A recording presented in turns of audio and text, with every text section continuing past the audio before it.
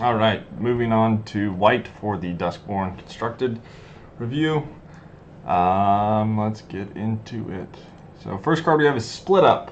I have this card on the list maybe to address that I don't necessarily think it's good. Most of the cards on the list I think are good. But I've seen a lot of people excited about this card. I'm not sure. Like, I could definitely be wrong. There is some fancy stuff you could do. You could tap your own creatures. Maybe play it at instant speed with like a quicken or something. But for the most part, I have concerns that this just doesn't line up against your aggressive opponent or whatever. Your opponent's creature deck, basically. My gut instinct is that you're better off just playing a 4-mana card that clears the whole board. This is sorcery speed removal. There's the new wandering card that can maybe kind of blow you out, I guess. I don't know. I'm just not sold on this card. It just doesn't look like a good Magic card to me. I could be wrong. Set reviews are hard. Analyzing Magic cards is hard. It's part of why the game's so fun to me.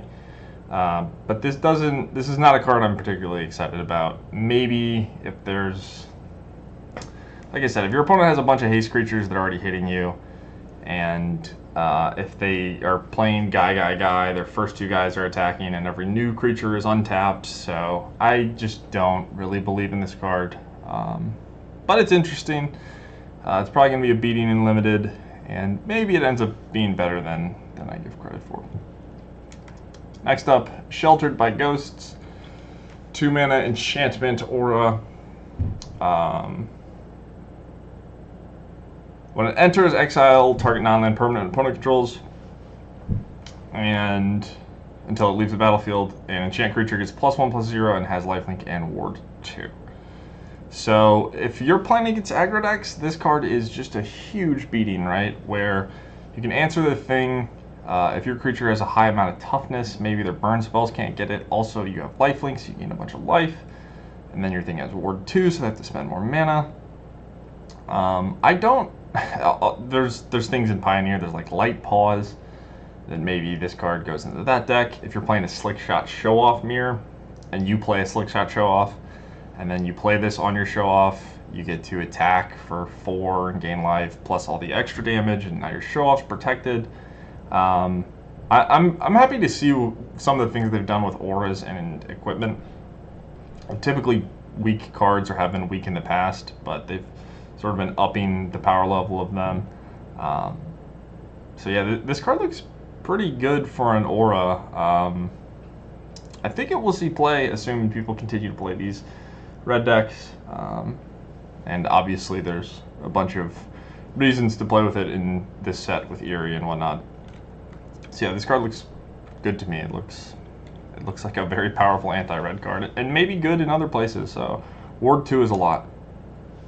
Next is a reprint with Imperial Armor. This card has seen play before. We'll probably see play again.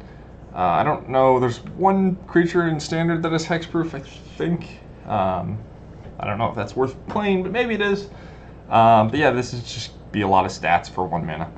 Triggers, Eerie, all that stuff. Next up, Toby, Beast Befriender. 3-mana 1/1. When it enters, you get a 4/4 that is kind of like a Mog Flunkies. You can't attack or block alone. And if you have 4 or more creature tokens you control have flying. So this is another sort of Blade Splicer. There's already a bunch of these in Standard, which I love to see. I think these cards are very fun, assuming there are ways to blink them. And there's the Swan, so you could play this on turn 3 and then play the Swan, and all of a sudden you have, 12 power? Yeah, in Pioneer, this works pretty well with Lovestruck Beast, where it's a 1/1, it makes a 4/4. You can create your Seek's Chariot with the 4/4 and then copy it. You can use Caretaker's Talent to copy the 4/4. So yeah, just a cool value card, blink decks, stuff like that. Seems pretty good to me. I don't know if those decks are going to be good in Standard or Pioneer, but definitely something that is appealing to have exist. Next is Orphans of the Wheat. 2-mana 2/1 human. When it attacks, you can tap any number of untapped creatures you control, and it gets +1/+1 for all the creatures you tap. So this works with the survival mechanic. It's a human. If you want to play it, that leaves Lieutenant. I think this card probably doesn't make the cut in Constructed. There's like hop to it though, and being able to attack for 5 with your 2-drop is pretty appealing. Maybe this is something that could be good after Gleeful Demolition rotates. You want to build a similar deck to Convoke, but you don't have the same tools. But yeah, this is just a human, so, and a decent aggressive creature, so it works with survival. I decided to toss it in the list. And the same is true for Possessed Goat, which is probably not a constructed card. Maybe in 2-year standard, or maybe 5-10 years ago, this was a card that people would consider, but I did throw it on the list. First off, it's a 1-drop. Second off, it's a discard outlet. And it does sort of scale up when you have nothing to do. So maybe you care about, maybe you have Deadly Dispute in your deck, maybe you care about discarding and reanimating stuff, maybe you care about Convoke. Just the fact that it's a 1-drop that can become better and discard stuff is part of why I put it on the list. But this one's maybe not making the cut, but big fan of Possessed Goat. Alright, next up, very cool card in the Wandering Rescuer. 5 mana, 3/4, flash, Convoke, double strike, and it has the text, other tap creatures you control have hexproof. So, if your opponent goes, I'm going to kill your untapped thing, or things, I guess, you can flash this in and protect them. I think realistically you're just putting this into play and hoping that they don't kill this, because you're probably going to have a bunch of tokens that they don't really want to go for the throat anyway. But this could end up being good. Like, maybe you just have vigilance creatures like the Sentinel, the green 3/4, and you just attack with it, and or you go to combat and they don't know you have this in your deck and they go for the throat because they want you to use your maps on your Sentinel so they can get some extra value. You don't, you go to combat and then you save the Sentinel with this. Cool card. It boringly might just end up going in the Convoke decks that already exist in Standard, which isn't that fun if you ask me, but hopefully this card ends up seeing play in more places than that. I think it's a really interesting and cool design. I am a huge fan of the Wandering Rescuer. Alright, next up, Veteran Survivor. Just filler, 2/1 human, white, 1-drop. It is survival, and when it triggers the survival, you can exile a card from a graveyard, and then if there are 3 or more cards exiled, it gets +3/+3 to hexproof. For the most part, all these 2/1s are replaceable. They're kind of the same thing. I don't think you get that many extra win percentage points by having whatever 2/1 over the next. They have gotten better with time, but for the most part, they just amount to being a 2/1 and are bad against the same things you're normally bad against, which is just sweepers. But this one seems solid. It's nice to have graveyard hate. Compared to the soldier cards, like 4 mana. 4 mana, look at your top 4 cards, add a small creature. This one gets to do stuff without you having to use any mana. So if graveyard decks become relevant, this is appealing to have. But yeah, just mostly role player, filler, beatdown card. Exercise. 2 mana sorcery, exile target artifact, enchantment, or creature with power 4 or greater. This is just kind of similar to the blue counterspell. It just does things and goes places. Nice to have around, useful tool. Seems good. Alright, now we have Ghostly Dancers, 5 mana, flying, spirits, 2/5. When it enters, return an enchantment from your graveyard to your hand, or unlock a locked door or room you control. So that's pretty exciting. And then it also has Eerie, make a 3/1 flying. So there are, I believe there's an 8 mana room and there's like a 7 mana room. So you could curve your cheaper rooms and then play this and just get a super big effect. I don't know how great that's going to end up being, but maybe there's some cool combos you can do with this. Also, I just think this is a good Magic card. Like, it comes into play, it has an ETB. Maybe you unlock a room, maybe you don't. Maybe you just pick up an enchantment that went to the graveyard. And if it lives, you could easily trigger this 3 times the turn after you play it. They have 9 power in the air. It's difficult for your opponent to attack, and you can start killing them pretty quickly. Also, this is a 5-drop you can just get in the Enigmatic Incarnation deck. Maybe you sack your Fires of Invention and get this, and then next turn you play your fires, get a 3/1, play another spell, and get another 3/1. You could do things like get your fires, play Yorion, and the next turn do stuff with the Yorion. Yorion blinks everything. You get all the Eerie triggers. You get a million 3/1s. So this card could easily get out of hand, and it just seems like a decent Magic card. Wouldn't be surprised if it makes the cut. Moving on to Overlord of the Mistmoors. 7 mana, 6/6. ETBs or attacks get 2/2/1 flying. And has impending 4 for 4 mana. So this one I think is the best one for a lot of different reasons. But I think the number one reason is because the hard version, the just 7 mana 6/6, is just a good card to reanimate. So you have a card that you can discard and reanimate, and you also have a card that maybe when your opponent has graveyard hate, you just spend 4 mana, you get your 2/1s, eventually you get your 6/6. So I think this card is just incredible. It does so many things. These Overlords are very good for a lot of different reasons. Yeah, it triggers up the Beanstalk, works with Caretaker's talent, and it's just a big thing. If your opponent does not have sweepers, it's going to be really hard to beat. If you're trying to reanimate a Traxa, this is a nice sort of plan B. Card just seems great. You can Transmogrify into it, you can Indomitable Creativity into it. It also sets up those cards where I can play this on turn 4 and get 2/2/1s, and then I can Indomitable Creativity my 2/2/1s, and then I can get 2 more of these, and then that'll give me 4 flyers. So yeah, this card seems great. It seems incredibly powerful. I haven't even listed all the other things that are relevant with it. There's just so much that's relevant. But yeah, this cycle seems incredible. This might be the second best one in my opinion, but it also could be the best one. I don't think it matters. It's just splitting hairs. All of them seem good to me.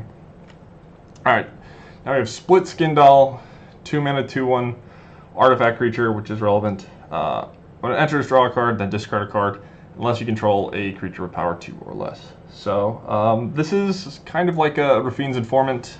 If you have Traverse the Ulvenwall in your deck, this is nice to have. You can just use it as a fair card. Just maybe you want to play a Ketra's Monument and the new Glimmer white creature. It also triggers Teething Wormlet. This card just seems relevant. It's just very, very good filler and a very good role player. Not too much to say about it, but I think it's very good. It's a discard outlet, it's card advantage, it's stats, it's an artifact, it's an ETB, it has 2 power, like, great card. Okay, this is, I guess this is definitely my favorite Glimmer. I think this might be the best Glimmer. It doesn't look too exciting. We have a 3 mana 2/1 lifelink. Whenever one or more other creatures you control with power 2 or less enter, draw a card. Triggers once a turn, and then if it dies, it comes back as an enchantment. So first off, I'm surprised this even has lifelink. The fact that you can just play this and against your red opponent, you can just trade with one of their creatures, gain you life, and then you just have this enchantment is really useful. Also, if you could just attack back with it. So having a card that can gain life and draw cards is always powerful in Magic. It's always useful because you want to, if you're drawing cards, you want the game to go longer because the more cards you have, the more likely you are to win. So if you have a bunch of cards in your hand and you die, that's not great. So this helps with that. You can make it bigger with pump effects, maybe you Ethereal Armor this thing. But just in general, like, you can collect a company into it, you could Ketra's Monument. We've seen how powerful Caretaker's Talent can be, so it's similar to that. You can, maybe there's ways to blink it after it dies and get it back as a creature. You can just chain together multiple of these, start drawing a bunch of cards. If you can clear the way with, like, Skyclave Apparition, it can attack and then gain back the life you lost. It seems like a good Magic card. It's not particularly fancy, but gains life, draws cards. Sign me up. Next is Seized from Slumber. Kind of an innocuous card, but 5 mana.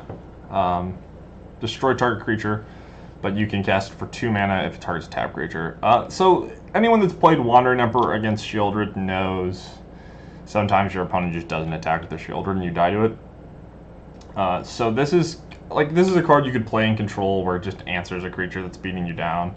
But also, if you're worried about your opponent's Shieldred or whatever other creature that's doing something without attacking, it gives you a way to answer it. This card probably doesn't matter. There maybe is better effects in Standard, but this is, you can keep an eye on this maybe at rotation, something like this matters.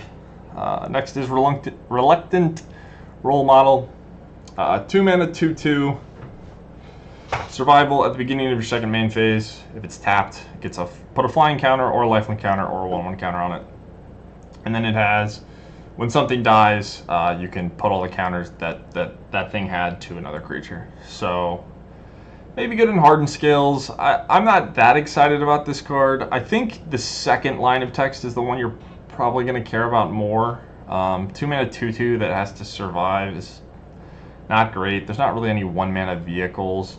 So you're probably triggering this on turn 3 or doing it the hard way. If it gets the flying counter, it's probably good to go and you can just roll it into other stuff. But it's sort of slow. I'm not that excited about this card. Maybe you just like play this, play Steel Seraph, give it flying, and then it permanently gets flying and you do other stuff.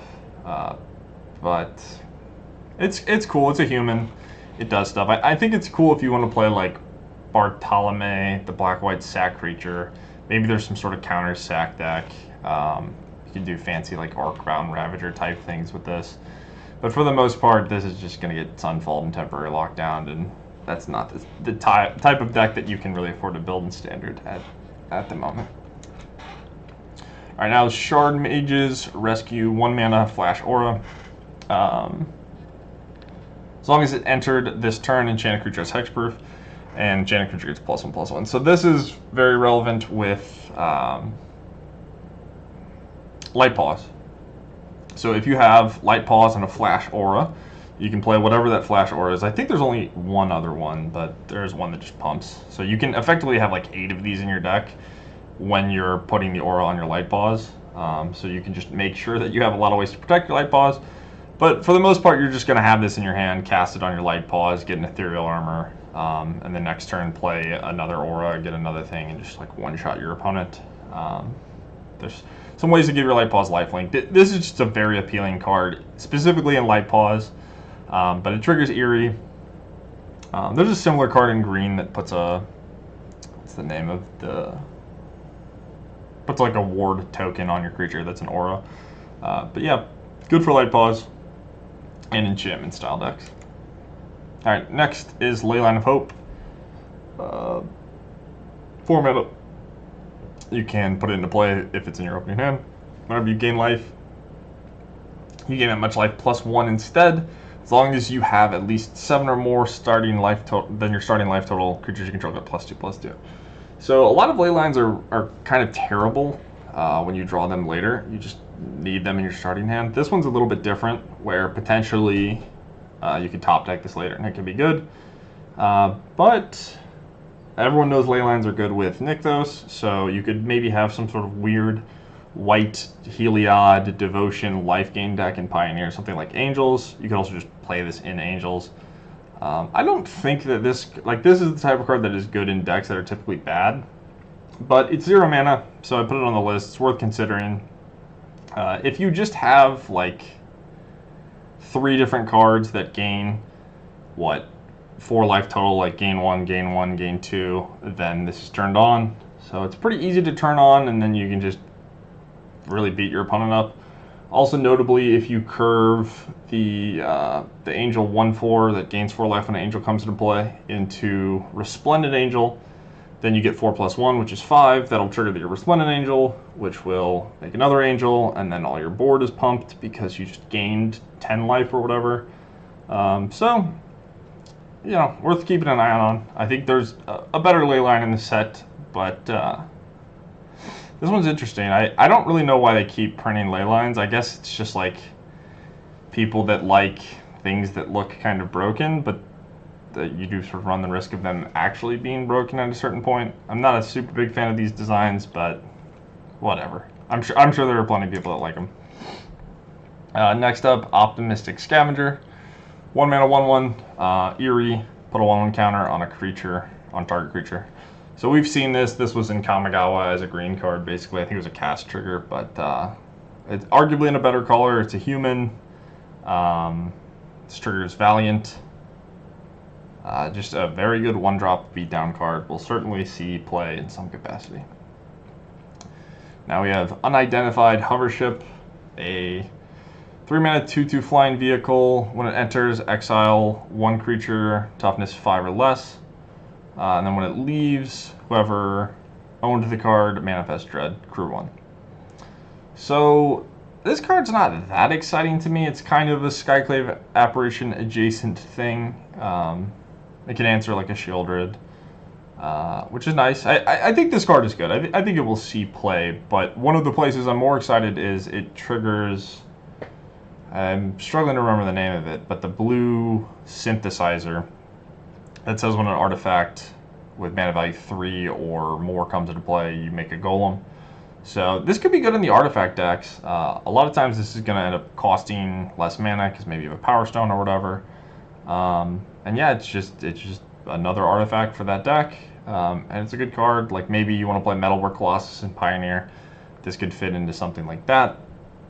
Gives you 3 mana for your Metalwork Colossus and makes it so you're just not getting killed by whatever creatures your opponent plays. So yeah, this card's sweet. Maybe it ends up mattering in weird formats like Vintage and stuff because it's an artifact. I'm not really sure, but it seems good. Seems like a playable card. Next up, Patched Plaything. 3 mana 4/3 artifact creature, double strike. If you cast it, it enters with 2/1/1 counters. So if you collect a company this into play, it will have effectively 8 power. You can Neoform into it, and then it effectively has 10 power. It's an artifact. You can Soul Artifact it. You can blink it. I don't know that this card will see any constructed play, but it's big, and like the baseline stats of 3 mana 2/1 double strike artifact creature, that's not the worst thing you could do. So this card is probably specifically for limited. It's like a jump scare when you manifest it. Cool design. I don't know. This card seems decent. Probably won't end up going anywhere if I had to guess, but yeah, it's another artifact card, so that might matter too. Alright, that is it for the non-rooms. Now we have Doll Maker Shop. So this is the first room's 2 mana. Whenever 1 or more non-toy creatures you control attack, create a 1/1 artifact creature. So again, it makes artifact creatures, which can matter for things. Maybe you have like Michigo's, whatever it's called. Can't remember the name of it, but it checks for your enchantments and artifacts. Also, it's just sort of like a Bitter Blossom. Ideally, you're playing a 1-drop, and then you're playing this, and you're just growing your board. I don't know if this is the type of thing that's worth doing in Constructed, but it seems reasonable, at least in the 2 mana half. And then the 6 mana side is creatures you control have base power and toughness equal to the number of creatures you control. So maybe you have 5/1/1s, and then you play this, and now you have 15 power. But yeah, I could see this card being good. I don't know exactly how you're supposed to use it, but it seems decent. It seems worth keeping an eye on. There is a 5 mana card that makes 5/1/1s, so that could be good at curving into this. I think this style of thing is not that much better than just something that really speeds up your clock. Because when you do this sort of like slow build my board thing up in Standard, you just get Sunfall and you get destroyed because of it. Next is Surgical Suite, 2 mana. When it's unlocked, you return a creature with mana value 3 or less into play. And then 4 mana, whenever you attack, put a 1/1 counter on target attacking creature.